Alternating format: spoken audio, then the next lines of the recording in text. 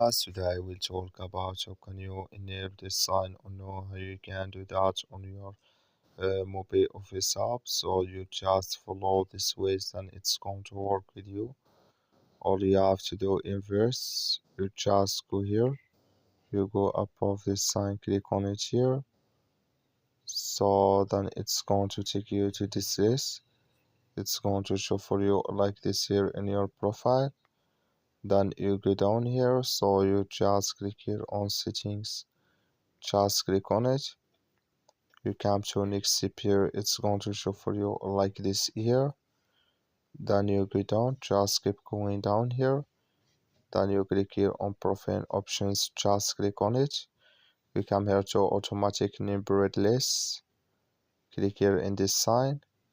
Like you see, this color show for us, that's mean it's enabled with us now. That's all you have to do. That's all. Thank you for watching. Don't forget to support us by liking, subscribe.